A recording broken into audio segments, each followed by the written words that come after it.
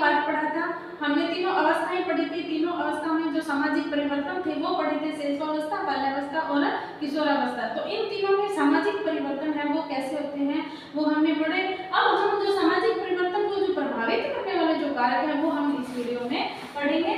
तो स्किनर और हैरीमैन के अनुसार वातावरण और संगठित सामाजिक साधनों कुछ ऐसे विशेष कारक हैं जिनका बालक के सामाजिक विकास की दिशा में निश्चित और अविशिष्ट प्रभाव पड़ता है। तो वो कौन कौन से साधन हैं, कौन कौन सी परिस्थितियां हैं जो बालक के व्यवहार में परिवर्तन करती हैं वो हम देखते हैं। सबसे पहले है सामाजिक और मानसिक विकास। स्वस्थ और अधिक विकसित मस्तिष्क वाला जो बालक है वो सामाजिक विकास में अस्वस्थ और कम विकसित मस्तिष्क वाले बालक की अपेक्षा अधिक होता है। मतलब अगर उसको चारों तरफ का वातावरण उसको अच्छा मिल रहा है, उसका माइंड है वो स्वस्थ है, तो वो विकास है वो अच्छा करेगा। सोरेनसन के अनुसार जिस प्रकार उत्तम शारीरिक और मानसिक विकास साधारणतः सामाजिक परिपक्वता में योगदान देता है, उसी प्रकार कम शारीरिक और मानसिक विकास बालक सामाजिकता की गति क्या हो जाती है, मंद कर देता है। मतलब अगर कोई बच्चा है उसको कोई बीमारी से ग्रसित है बच्चा, तो वो स्वस्थ बच्चे की अपेक्षा कम सीख पाएगा, क्योंकि उसमें एक मानसिक द्वंद्व होगा, तो उसको टेंशन रहेगी तो उसका जो सामाजिक विकास है वो उसका स्तर है वो कम हो जाएगा। हालांकि एक जो बच्चा है स्वस्थ है वो चीजों को जल्दी सीखेगा और उसका मानसिक विकास है वो अच्छा रहेगा।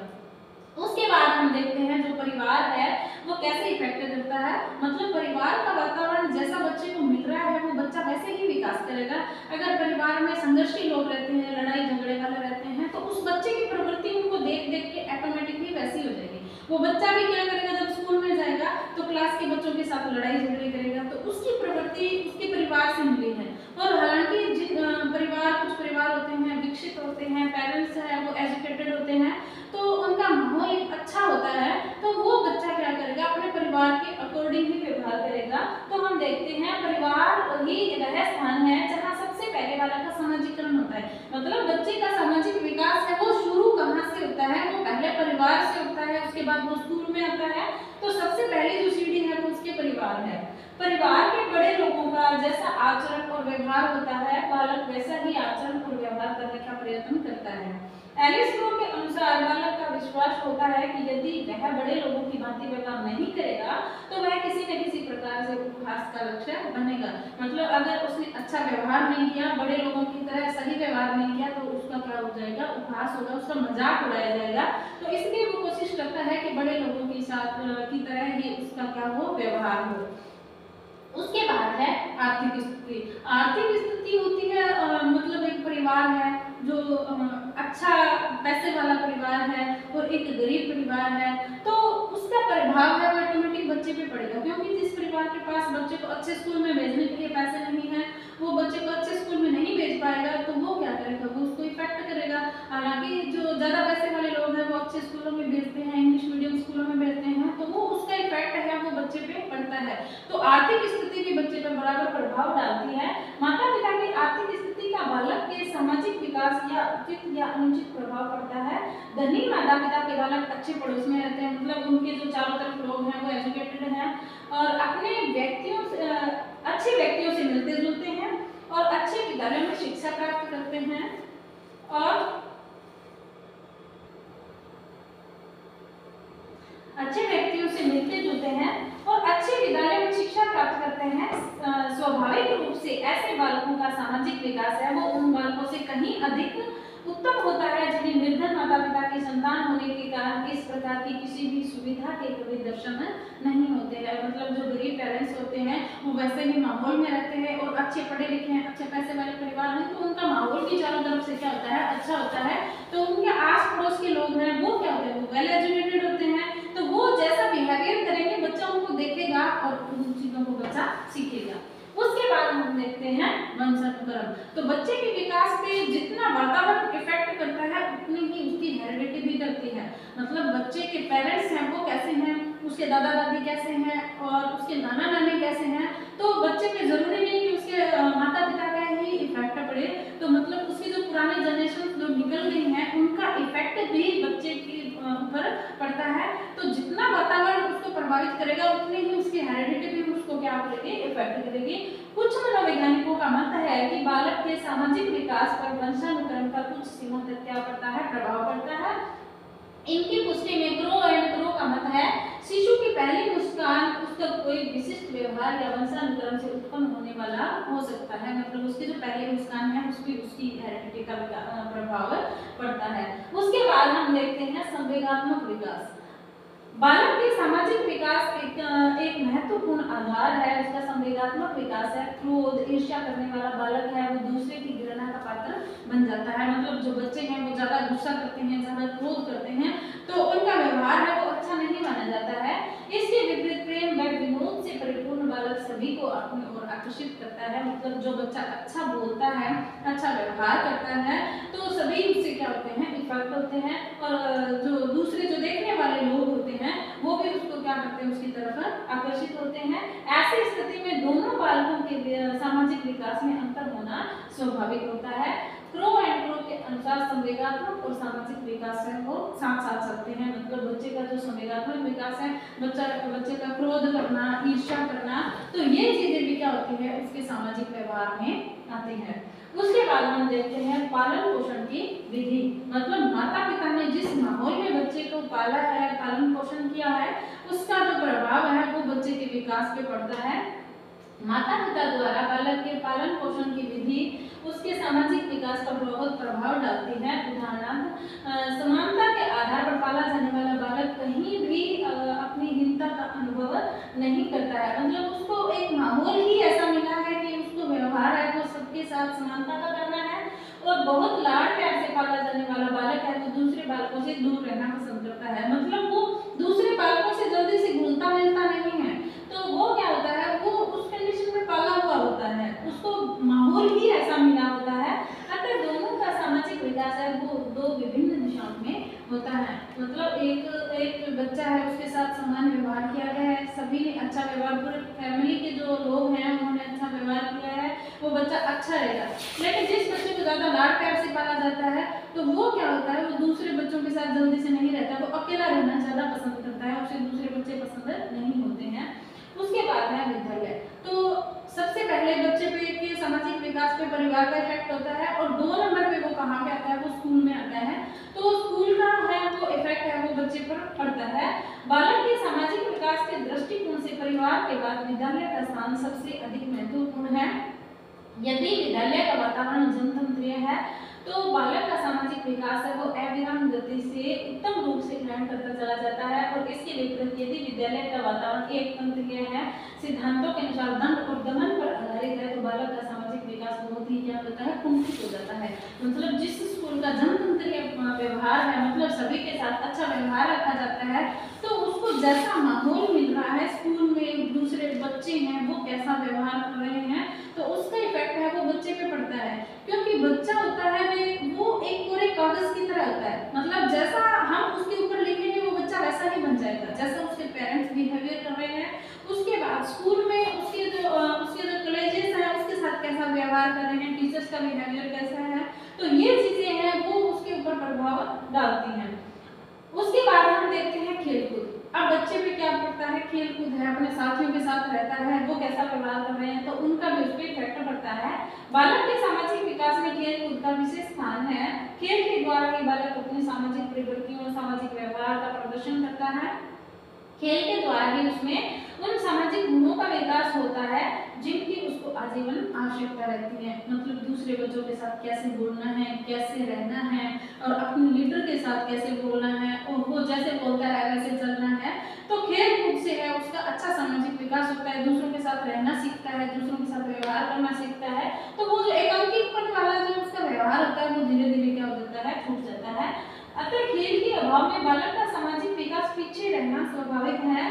स्किनर एवं हेरमैन के अनुसार खेल का मैदान बालक का निर्माण स्थल है, मतलब बच्चे का निर्माण होता है खेल के स्तर पर। यहाँ उसे प्रदान किए जाने वाले सामाजिक और यांत्रिक उपकरण उसके सामाजिक विकास को निश्चित करने में सहायता देते हैं, मतलब जो दूसरे बच्चे हैं उनके साथ व्यवहार करना, उनके साथ पार्टिसिपेट करना, और उनके साथ मतलब वो जैसे वो डिबेट करेगा दूसरे बच्चे उसके साथ बोलेंगे, तो ये जो सामाजिक भावनाएं हैं वो उसे खेल कूद के दौरान प्राप्त होती है।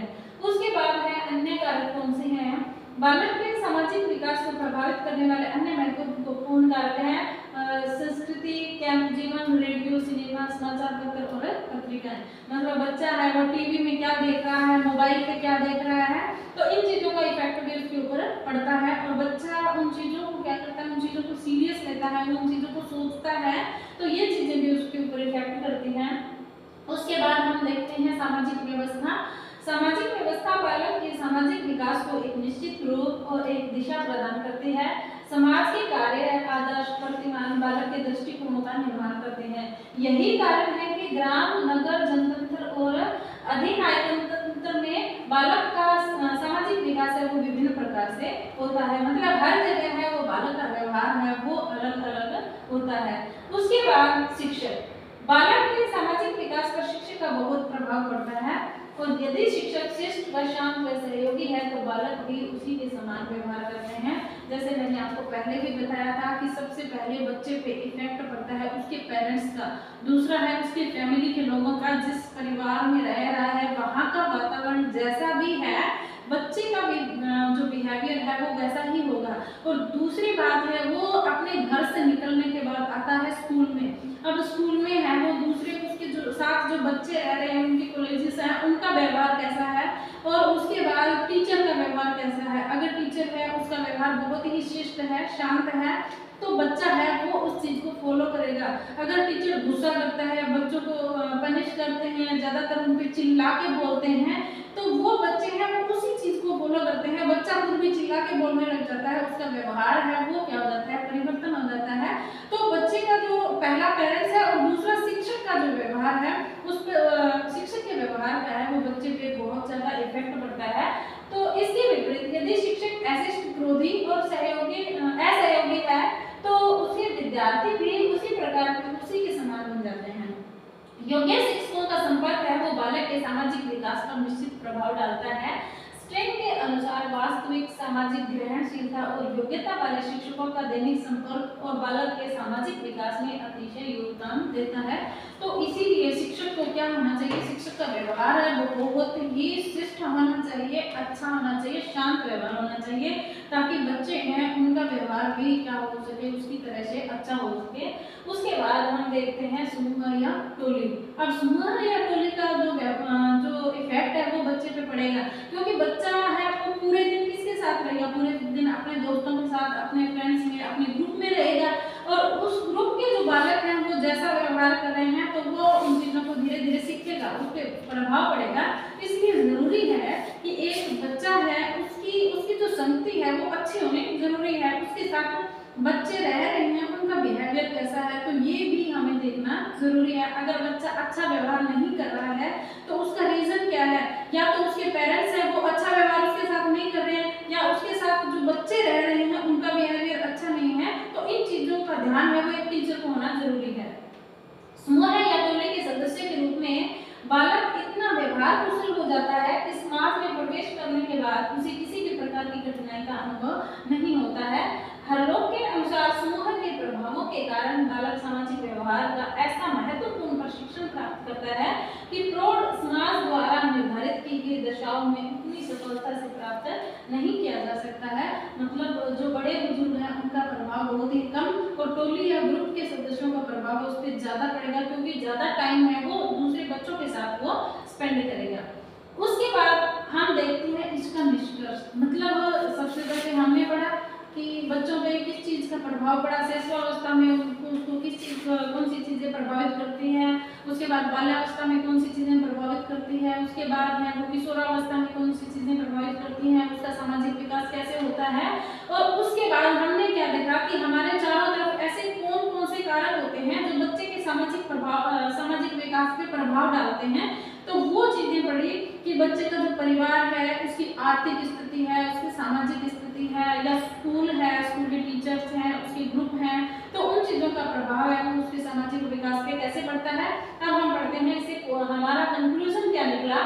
तो हमने यहाँ विभिन्न अवस्था में बालक के सामाजिक विकास और उसको प्रभावित करने वाले तत्वों की चर्चा की है। इस संदर्भ में यह बता देना आवश्यक है कि सामाजिक विकास न तो केवल उन्हीं तत्वों पर निर्भर करता है, न इनका स्वतंत्र अस्तित्व है, इसके विपरीत उसका बालक के शारीरिक, मानसिक, संवेगात्मक विकास अर्थात उसके व्यक्तित्व के पूर्ण विकास के घनिष्ठ संबंध है और उसके शरीर की रचना, उसके स्वास्थ्य की दशा, उसके मस्तिष्क की तत्परता और सीमा और संवेगों का स्वरूप है, उसके सामाजिक विकास को वांछनीय बनाता है। इसलिए गेट्स का अन्य के अनुसार सामाजिक प्राणी के रूप में व्यक्ति के व्यवहार का विकास उसके व्यक्तित्व के विकास के रूप में होता है। तो इस प्रकार हमने पढ़ा कि बालक की जो विभिन्न अवस्थाएं हैं उन पे है जो सामाजिक प्रभाव है वो कैसे पड़ता है, उसका सामाजिक विकास हो रहा है, तो उसमें बाधा है वो कौन कौन सी चीजें डालते हैं, और उसके सामाजिक व्यवहार को विकसित है वो कौन कौन सी चीजें पड़ती हैं। तो इस प्रकार हमने इस क्वेश्चन को पढ़ा। इसी के साथ हमारा 34 नंबर क्वेश्चन समाप्त होता है। Thank you.